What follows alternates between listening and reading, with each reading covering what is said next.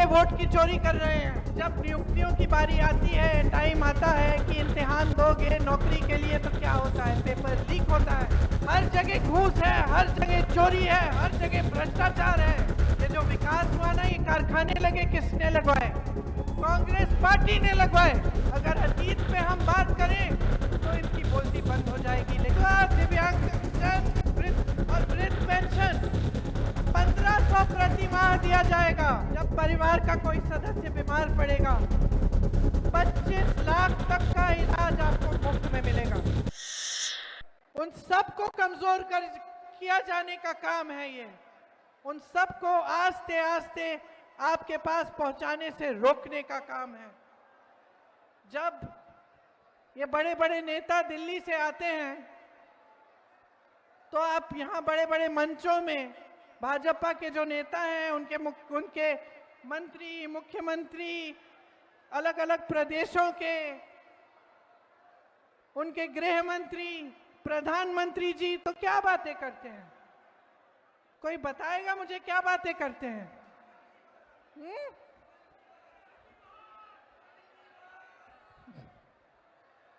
नेहरू जी की बात करते हैं, पुरानी बातें करते हैं।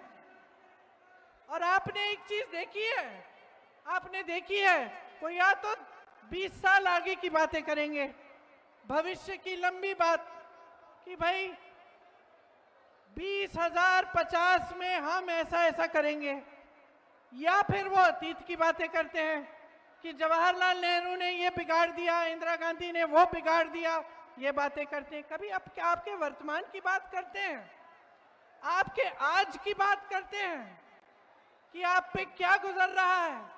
कभी आपसे पूछते हैं कि इस महंगाई के जमाने में आप कैसा गुजारा कर रहे हो, कैसे गुजारा कर रहे हो? पूछते हैं आपसे। अभी दिवाली हुई थी, छठ हुआ, किसी ने आपसे पूछा कि इस महंगाई के जमाने में आप त्योहार कैसे मना रहे हो? क्या सुविधाएं हैं आपके पास? दुकान जाते हो, कुछ खरीद नहीं पाते हो।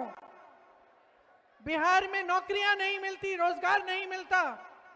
हाथ ऊपर करके बताओ कितनों को यहां पे रोजगार मिलता है? हाथ ऊपर करके बताओ मुझे। नहीं मिलता ना? देश भर में पलायन करना पड़ता है। मैंने केरल से लेकर कश्मीर तक देखा है कि बिहार से पलायन करके लोग जा रहे हैं। कश्मीर में अगर किसी सड़क पे मजदूरी हो रही है, उससे पूछो कहां के हो, बोलेगा बिहार से आया हूं। केरल में मैंने पूछा, कुछ दिनों ही पहले ही कुछ लोग मुझे दिखे, सड़क का काम हो रहा था, भाई कहां से हो? यहां के नहीं दिखते तुम। दीदी हम बिहार के हैं। पलायन करके जाना पड़ रहा है सबको। ये जो लहलहाते खेत हैं, इतना सुंदर आपका प्रदेश है, इसमें रहने का ही आपको मौका नहीं मिल रहा है। परिवार बट जाते हैं, लोग पुरुष चले जाते हैं काम करने के लिए बड़े बड़े शहरों में, और परिवार यहां रहते हैं गांव में, खेती करने की कोशिश करते हैं। इन्होंने ये स्थिति बना दी है कि आपको खेती से भी आपकी कमाई नहीं होती। एक जमाने में आप खेती करते थे, आपकी अच्छी खासी कमाई होती थी। आज महंगाई इतनी है, हर चीज पे टैक्स लगा रखा है कि खेती किसानी से भी आप कमा नहीं पा रहे हैं। जितने बड़े बड़े उद्योग थे, सारे अपने ही दोस्तों को दे चुके हैं। ये आप पूछिए, कोई भी बड़ा उद्योग है या तो अडानी का होगा या अंबानी का होगा। जो देश की संपत्ति थी, आपकी संपत्ति थी, उससे आपको रोजगार मिलता था। आपको याद होगा, जो बुजुर्ग हैं यहां बताएंगे आपको, एक जमाने में जो सरकारी नौकरी होती थी उसके लिए सब दौड़ते थे। सबको वही नौकरियां चाहिए होती थी क्योंकि उसमें पेंशन मिलता था, पूरे जीवन के लिए सुरक्षा मिलती थी। आज क्या परिस्थितियां हैं? निजीकरण हो गया है, सब ठेकेदारी पर हो रहा है, सारे काम, छोटे से छोटा काम ठेकेदारी पर हो रहा है। और जितनी भी बड़ी सरकारी कंपनियां थी वो सब मोदी जी ने अपने 2 दोस्तों को दे दिए हैं, पकड़ा दिए हैं। तो यहां आते हैं ना, मंच पे खड़े होकर 20 साल सरकार चलाने के बाद, बिहार की प्रदेश सरकार 20 साल चलाई, फिर मंच पर आते हैं और बात करते हैं कि हम रोजगार देने वाले हैं, 1.5 करोड़ रोजगार देंगे। तो दिया क्यों नहीं? 20 सालों से दिया क्यों नहीं? बेवकूफ समझ लिया क्या जनता को? बड़े बड़े वादे करेंगे चुनाव के समय और एक भी वादा पूरा नहीं होगा। महंगाई कम करने की बात करते थे, महंगाई बढ़ गई है। रोजगार की बात करते थे, कौन सा रोजगार दिया? बड़ी बड़ी कंपनियां सारी बेच दी, खेती किसानी से कमाने लायक ही नहीं छोड़ा किसी को। छोटे छोटे जो व्यापार थे, जो छोटे दुकानदार थे, जो छोटे बिजनेस थे, उनको खत्म कर दिया। तो बचा क्या है? बचा क्या है?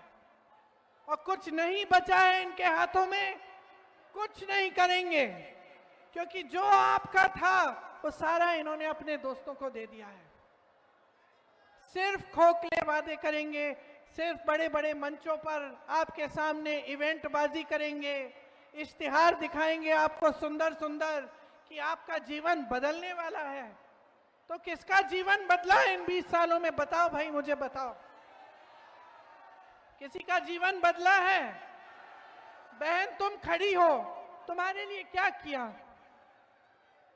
तुम जब अपनी बच्चों को देखती हो, दिल घबराता है कि नहीं कि कैसे बड़े होंगे, कि मैं खिलाऊंगी कैसे इनको, मैं पढ़ाऊंगी कैसे इनको, बड़े होंगे तो नौकरी कौन देगा इनको?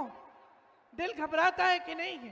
बीमार होते हैं तो दिल घबराता है ना, सोचती हो कि दवा कहां से मिलेगी, मैं डॉक्टर के पास जाऊंगी, प्राइवेट जाना पड़ेगा, और प्राइवेट में जाऊंगी तो इतने पैसे लगेंगे, मैं कैसे इलाज करवाऊंगी? कोई घर में बुजुर्ग होता है तो उसकी देखभाल कैसे होती है? बहन तुम क्या काम करती हो? कुछ नहीं करती, लेकिन घर का सारा काम करती हो ना। सुबह से शाम तक तुम्हें आराम मिलता है? नहीं मिलता ना। यही स्थिति बिहार की हर महिला की है, हर महिला की है, चाहे वो काम करती है चाहे नहीं करती है, चाहे उसका रोजगार हो चाहे ना हो, चाहे वो खेती में सुबह से शाम तक काम ना करती हो, वो घर आती है और सब कुछ संभालती है, अपने बच्चों को संभालती है, उनका देखभाल करती है, बुजुर्गों का देखभाल करती है, सबका खाना परोसती है, ये देखती है कि सबको मिल गया है, सबने खा लिया है, तभी खाती है, तभी सोती है, और फिर भी सुरक्षित नहीं है। फिर भी महिलाओं के खिलाफ अपराध बढ़ चुके हैं, बहुत बढ़ चुके हैं, घबराती है, कहीं जाना है, शाम हो रही है, जा नहीं पाती है, नौजवान है, नौकरी चाहती है, रोजगार चाहती है, मुश्किल में है। तो क्या किया है आपके लिए? 20 साल से सरकार चलाई है और लूटा है, और क्या किया है? झूठे वादे किए हैं, और क्या किया है?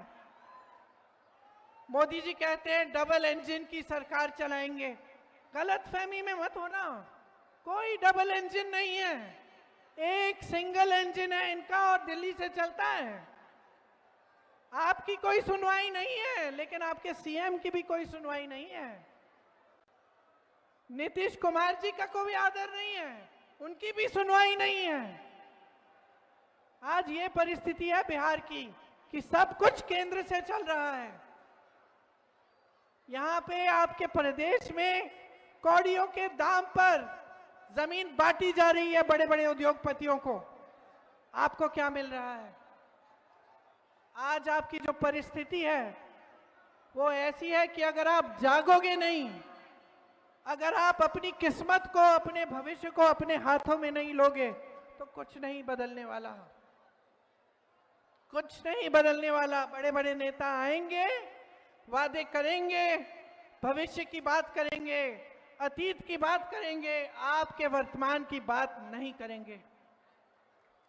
और मैं आपसे ये कहने आई हूं कि ये जो वर्तमान है ना, ये जो आपका आज है, ये आप जी रहे हो। कि सुबह उठ के जब घबराहट होती है कि फिर से रोजगार ढूंढने निकलना है या वापस चले जाना है किसी दूर शहर में जहां अपना कोई नहीं है,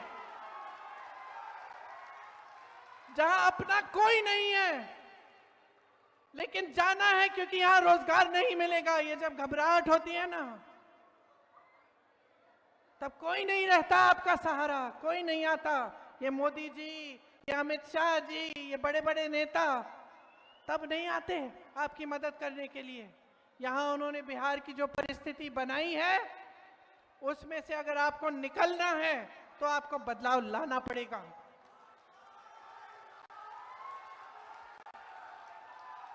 इतने सारे नौजवान हैं यहां, बताओ सब पढ़े लिखे हो?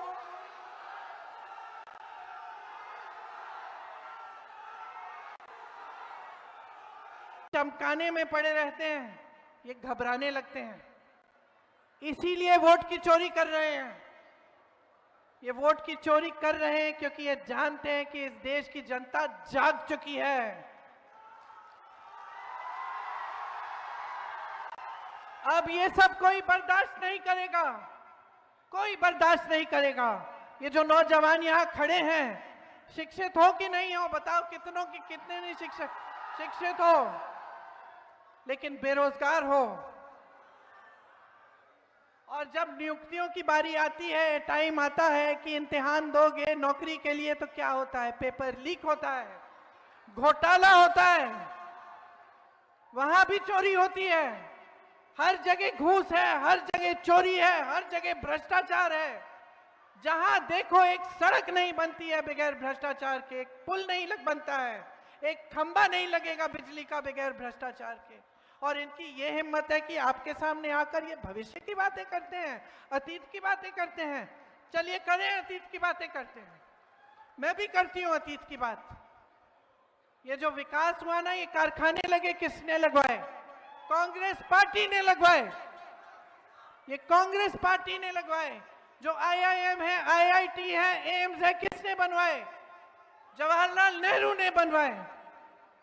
अगर अतीत पे हम बात करें तो इनकी बोलती बंद हो जाएगी, लेकिन हम अतीत की बात नहीं करते, हम वर्तमान की बात करते हैं, हम आपके आज की बात करते हैं। और हम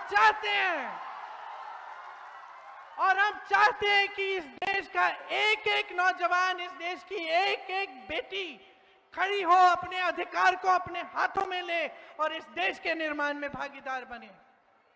राहुल गांधी जी जाति जनगणना की बात क्यों करते हैं? सामाजिक समानता की बात क्यों करते हैं? सामाजिक न्याय की बात क्यों करते हैं? क्योंकि आज भी पूरी तरह से प्रतिनिधित्व नहीं है पिछड़ी जातियों का, अति पिछड़ी जातियों का, दलितों का, अल्पसंख्यकों का।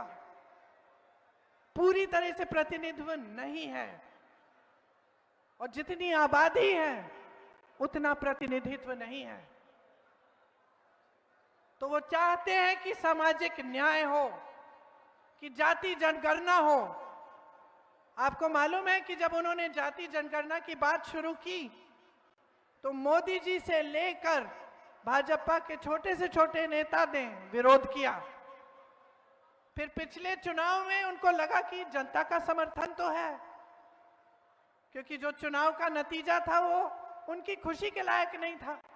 उनको पता चला कि यहां तो कुछ बदल रहा है, तो फिर उन्होंने कहा कि चलो बिहार में भी जाति जनगणना करते हैं। फिर क्या हुआ? नाम क्या है बताओ? गरीबदास।